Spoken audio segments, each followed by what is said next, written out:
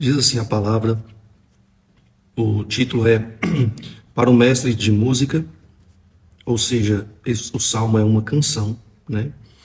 De acordo com uma palavra que eu não sei expressar, multilábio, um negócio assim, é um salmo davídico, tá? Então é o rei Davi, que foi, né, o rei de Israel.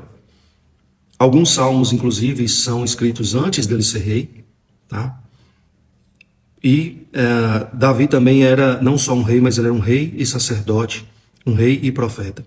Então, Davi, além de ser rei, ele era profeta. Ele profetizou coisas que viriam. Por exemplo, Davi fala séculos antes do nascimento de Jesus, mas Davi já anuncia Jesus, né? De maneira, não de uma maneira totalmente explícita, mas fica muito claro em alguns salmos dele que ele está falando de Jesus.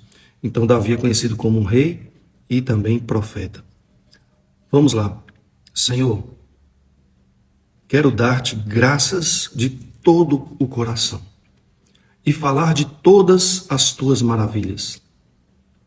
Em ti quero alegrar-me e exultar e cantar louvores ao teu nome, ó Altíssimo. Quando os meus inimigos contigo se defrontam, tropeçam e são destruídos, pois defende o meu direito e a minha causa. Em teu trono te assentaste, julgando com justiça. Repreendeste as nações e destruíste os ímpios, para todo sempre apagaste o nome deles. O inimigo foi totalmente arrasado para sempre. Desarraigaste as suas cidades, já não há quem delas se lembre.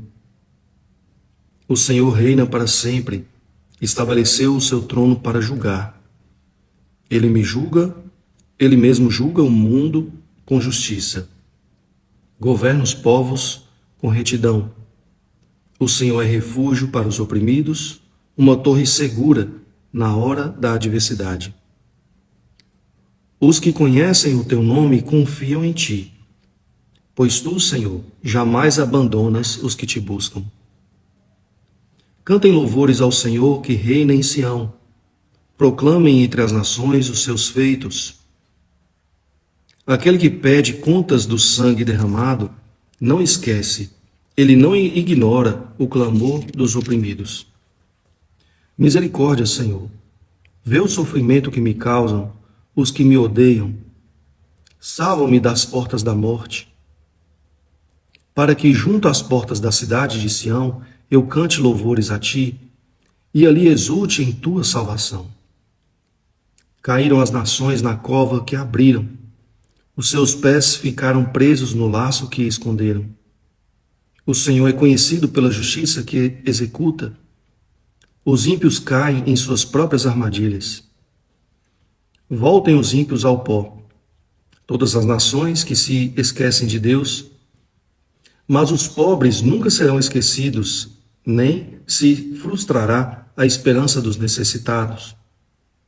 Levanta-te, Senhor. Não permitas que o mortal triunfe. Julgadas sejam as nações na tua presença. Infunde-lhes terror, Senhor. Saibam as nações que não passam de seres humanos. Show de bola. Vamos meditar um pouco nesse texto. E começa o texto com adoração. Percebam que praticamente todos os salmos que lemos até agora, eles se iniciam com adoração. O que isso já me ensina? Me ensina que a minha oração diária, os meus momentos com Deus, elas devem iniciar com adoração. O Pai Nosso que Jesus nos ensinou a orar, também se inicia com adoração. Pai nosso que estás no céu, santificado seja o seu nome. Então, quando você for orar, inicie sua oração com adoração. Olha que lindo. E o texto é muito poético também, né? Muito bonito. Então, olha como ele começa. Senhor, quero dar-te graças de todo o coração e falar de todas as tuas maravilhas. Senhor, quero...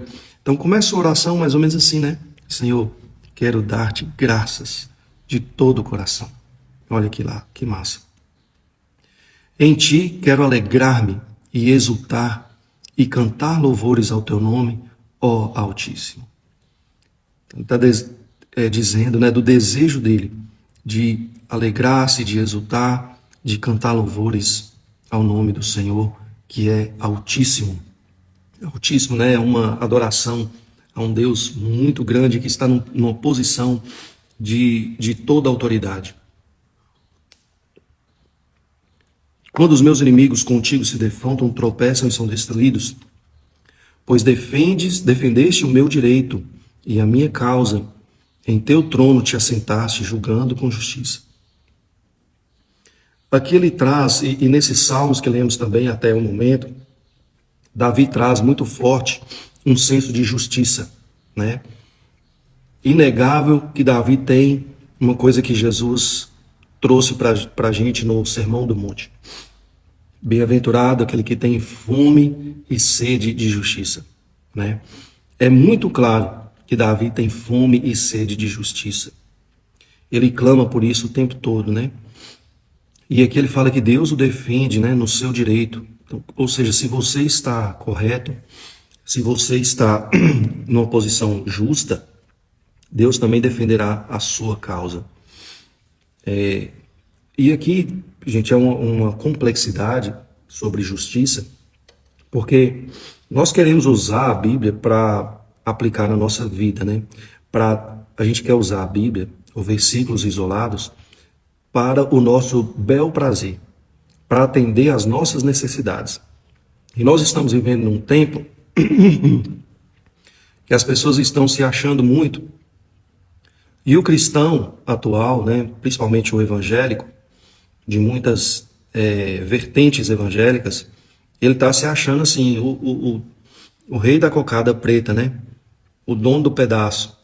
E ele acha que ele tem o direito, que ele é o justo, e que Deus tem que defender a causa dele. Primeiro, que nós devemos entender o seguinte, que nós somos pó.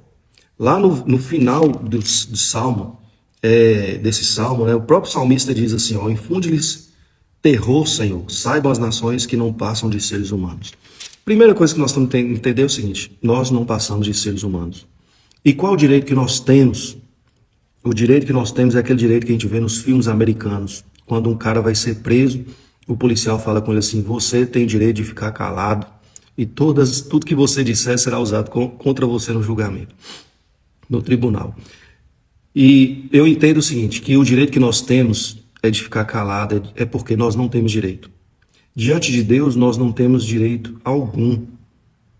Então, a justiça que a gente fica achando que nós é que temos o direito, que Deus vai defender a nossa causa, isso é muito complicado porque você coloca Deus como se fosse um servo seu, como se fosse Deus fosse obrigado a fazer alguma coisa por você. E não é assim, né? Deus defende a causa e ele fala que em vários momentos do pobre, do miserável, do necessitado, e Deus defenderá a causa dessas pessoas e a nossa causa também, se nós estivermos certos. Mas Deus defenderá ou nesta vida ou na outra vida. Nem tudo será resolvido aqui nesta vida. Não, Daniel, como assim? Eu nasci para reinar, eu sou o cara, eu sou o tal, eu assisti Pablo Marçal, ele falou que eu vim para reinar, que eu nasci para ser o dono do pedaço. A Bíblia não ensina isso. A Bíblia não ensina isso. A Bíblia não ensina que nós somos pó. Nós somos meros seres humanos. E Deus não é nosso servo para a gente ficar determinando as coisas para Deus.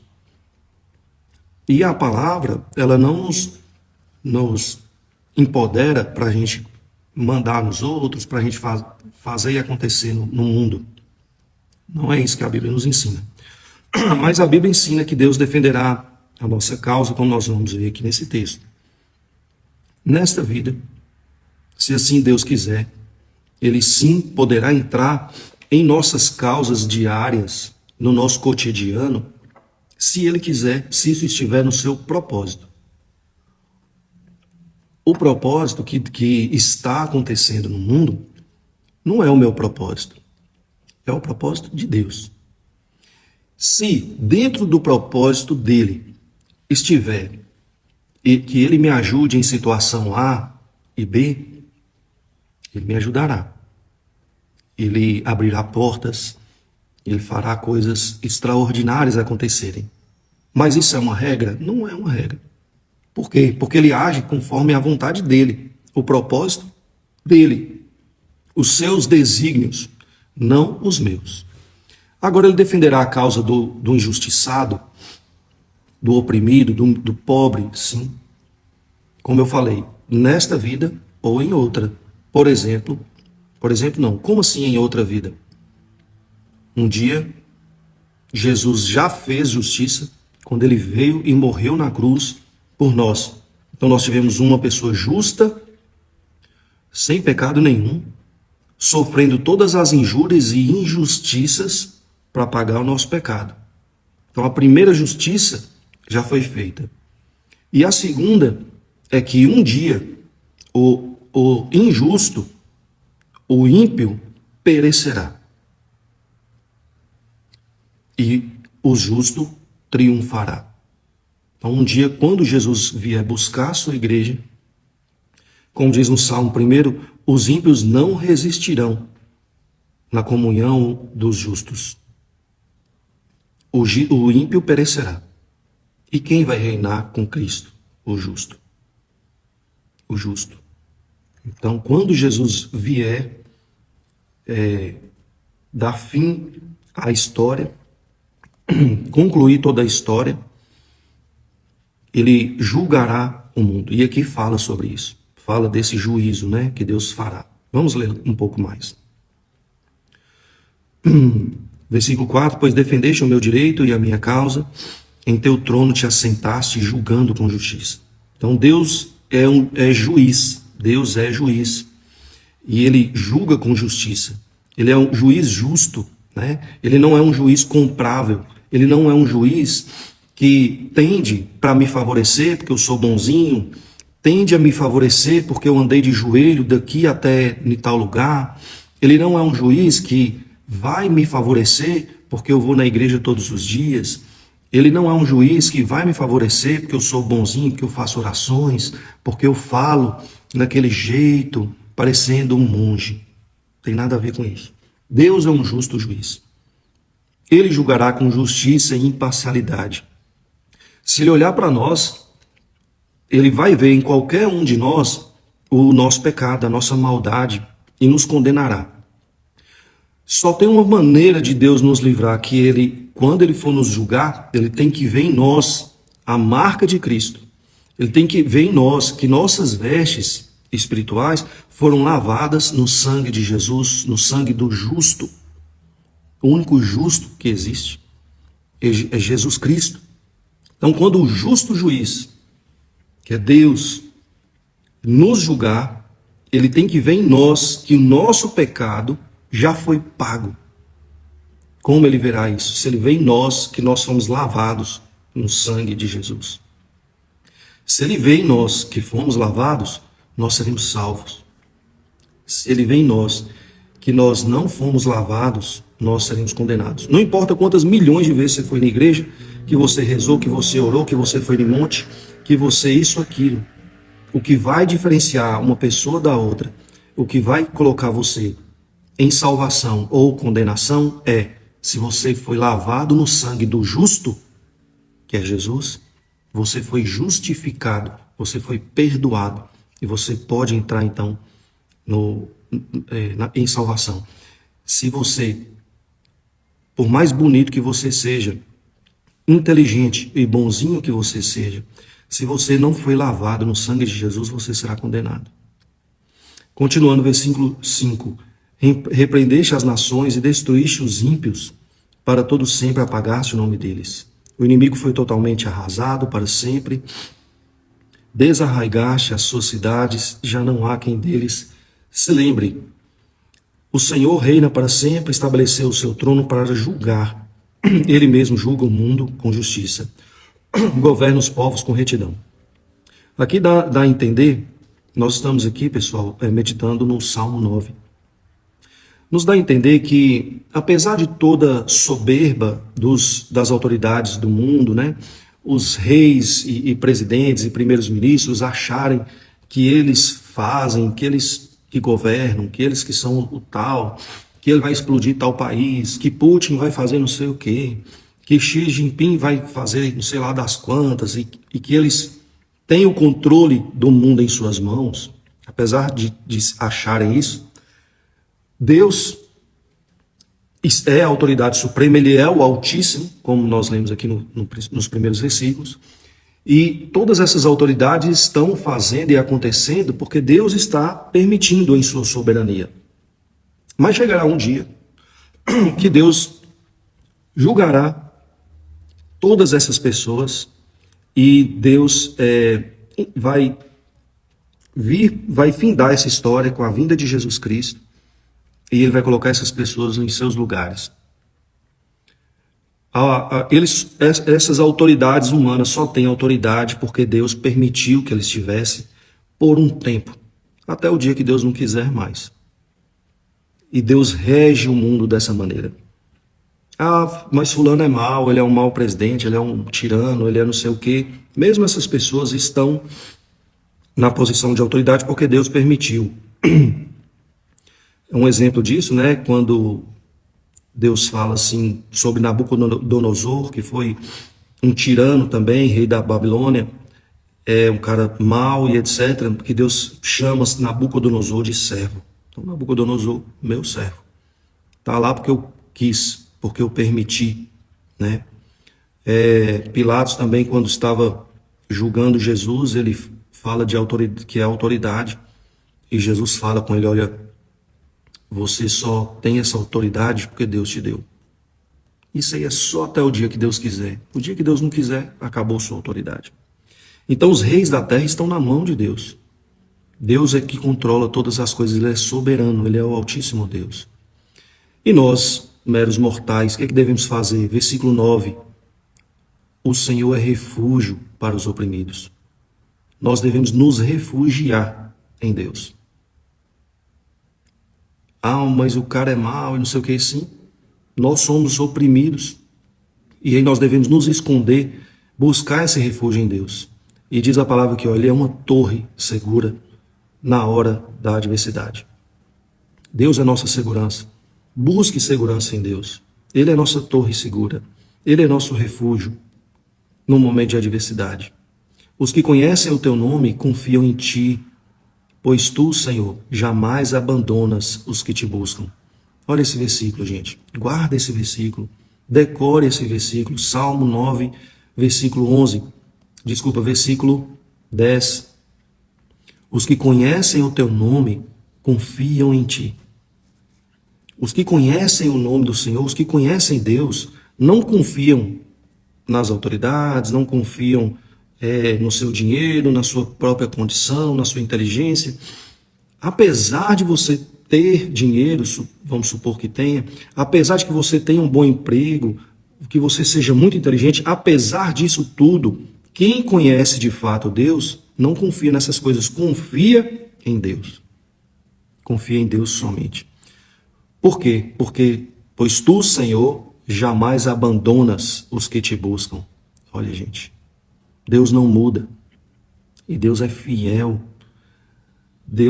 Nós podemos até abandonar Deus, mas Deus não nos abandona. Jamais abandonas os que te buscam. Agora é interessante, né? Não é que ele não abandona todo mundo. Está dizendo que ele não abandona os que o buscam. Tem que buscá-lo, né?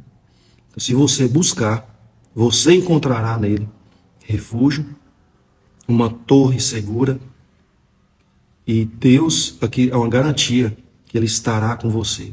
Os que conhecem o teu nome confiam em ti. Pois tu, Senhor, jamais abandonas os que te buscam. Versículo 11. Salmo 9, versículo 11. Cantem louvores ao Senhor que reina em Sião. Proclamem entre as nações os seus feitos. Aquele que pede contas do sangue derramado não esquece. Ele não ignora o clamor dos oprimidos. E aqui é uma é um consolo para nós, consolo para todos os que sofrem, consolo para todos os injustiçados, consolo para todos os que morreram em situações injustas, em situações de opressão, em situações várias, né? Diz a palavra de Deus, que é Deus falando, ele não ignora o clamor dos oprimidos. Deus não ignora. E ele não esquece. Aquele que pede contas do sangue derramado, não esquece. Ele não ignora o clamor dos oprimidos. E aqui, com base nessa verdade, o salmista clama: misericórdia, Senhor. Versículo 13. Ele ora, né? Ele suplica, ele clama: vê o sofrimento que me causam os que me odeiam, salva-me das portas da morte. Para que junto às portas da cidade de Sião eu cante louvores a ti, e ali exulte em tua salvação. E é muito interessante que ele não clama a Deus para que ele viva, para que Deus o alivie do seu sofrimento e o restaure, para que ele possa trabalhar, para que ele possa ser pai de família, para que ele possa prosperar. Não, ele clama a Deus para que Deus o restaure, para que Deus o salve, para que ele exerça um propósito de viver aqui na terra de uma forma também espiritual, como cantando louvores a Deus, exultando a salvação. Então, eu me lembrei aqui de Mateus 6, quando Jesus diz assim: buscai em primeiro lugar o reino de Deus e a sua justiça, e as demais coisas vos serão acrescentadas. Então, Davi clama a salvação de Deus e a restauração para que, em primeiro lugar, ele esteja vivo, fazendo as coisas do reino de Deus, cantando louvores, exaltando o nome do Senhor. E não ele busca isso aqui, né, para se esbanjar, para ser rei, para ele ganhar dinheiro. Não, parece que a prioridade de Davi é viver uma vida na presença de Deus. Versículo 15: caíram as nações na cova que abriram, os seus pés ficaram presos no laço que esconderam. Então, podemos entender que é uma profecia no sentido que um dia todas essas nações cairão, todas essas autoridades cairão, e é Deus quem vai julgar todas elas, né? Então um dia isso vai acontecer. Eles vão cair nos seus próprios laços. Versículo 16: o Senhor é conhecido pela justiça que executa, os ímpios caem em suas próprias armadilhas.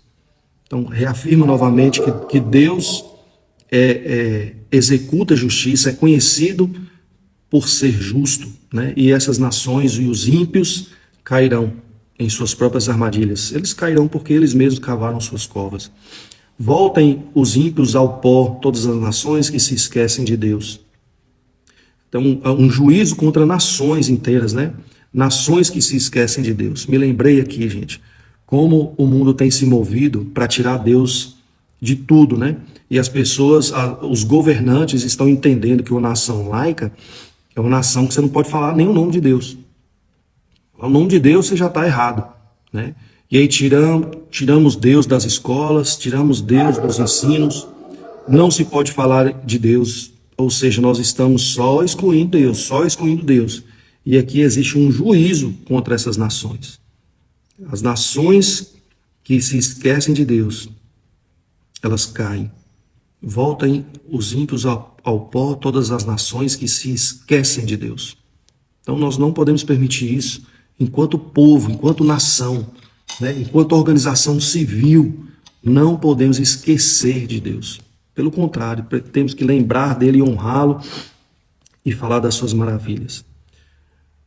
Versículo 18: mas os pobres nunca serão esquecidos. Então, por mais que tarde essa justiça, Deus não se esquece. Deus não se esquece. Os pobres não serão esquecidos, nem se frustrará a esperança dos necessitados. Um dia, Deus satisfará quem tem fome e sede de justiça. Um dia, Deus satisfará o pobre e o necessitado. Ou nessa vida, ou na outra vida, quando Jesus voltar e restaurar todas as coisas, os justos serão saciados por Deus. Os que têm fome e sede de justiça serão saciados. Diz a palavra que Deus enxugará dos nossos olhos, toda lágrima. Não terá fome, não terá sede. Né? Nós seremos totalmente satisfeitos em Deus. Levanta-te, Senhor. Versículo 19.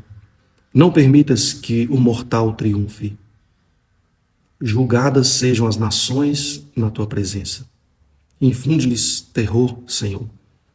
Saibam as nações que não passam de seres humanos. Nós não passamos de seres humanos. Frágeis, pequenos, sem poder algum. Presunçosos como somos. Mas não passamos de pó, de seres humanos. E é por isso que nós nos refugiamos, como diz no versículo 9, no Senhor. Porque reconhecendo que não somos nada, nos refugiamos nele. Reconhecendo que não somos nada, nos agarramos numa torre segura na hora da adversidade, que é o próprio Deus. Apesar de que você tenha uma inteligênciazinha, apesar que você seja forte, resiliente, tenha algum dinheiro, não confie nisso. Não confie nisso. Versículo 10. Os que conhecem o teu nome confiam em ti. Pois tu, Senhor, jamais abandonas os que te buscam. Mais uma vez, os que conhecem o teu nome confiam em ti. Pois tu, Senhor, jamais abandonas os que te buscam. Amém? Vamos fazer uma oração? Senhor, adorado seja o seu nome. Senhor, quero dar-te graças de todo o coração. Senhor, quero dar-te graças de todo o coração. Adorado seja o Senhor. Nós te adoramos nessa manhã, Senhor. Nesse sol que se levanta, diz a sua palavra também que as suas misericórdias são renovadas a cada manhã. A cada manhã. Obrigado por sua misericórdia renovada, por sua graça, pelo seu amor. Obrigado porque a sua palavra nos afirma que o Senhor é um refúgio para aqueles que te buscam. É uma torre segura, inabalável, que está disponível para todos os que te buscarem e confiarem no Senhor. Muito obrigado por isso. E eu quero me submeter a isso, Pai. Eu quero reconhecer que eu não sou nada, que eu sou um réu ser humano, pó da terra. E um dia eu voltarei para o pó da terra. Mas eu quero descansar e confiar no Senhor. Eu quero me refugiar no Senhor. Eu quero esconder atrás do Senhor. Porque o Senhor é minha torre segura, minha torre inabalável, minha torre forte na adversidade. Senhor, abençoa o nosso dia. Que cantemos suas maravilhas, o seu amor. Que louvemos o seu nome. Que andemos na sua presença. Reconhecendo que o Senhor é o nosso Deus e que nós somos apenas servos. Abençoa o dia de cada um de nós. Nos ajude a tomar as decisões certas. E, como aqui diz na sua palavra, as nações que se esqueceram do Senhor serão julgadas e condenadas. Senhor, faça em nós um movimento contrário, que o seu Espírito Santo nos traga à nossa memória o Senhor. Nos ajude a lembrar do Senhor. Nos ajude, Deus, a desejar o Senhor, Pai, e encontrar. Que possamos ter fome e sede da sua presença também, mas que possamos ser saciados, encontrar o Senhor. Em nome de Jesus que eu oro e te agradeço. Amém. Que Deus te abençoe, tenha um bom dia, um dia de vitórias, de bênçãos, e que, sobretudo, que você seja uma bênção, que você seja uma bênção na vida de outras pessoas. Nos encontraremos aqui novamente amanhã, às 6h30. Se Deus quiser, eu te espero. Um grande abraço.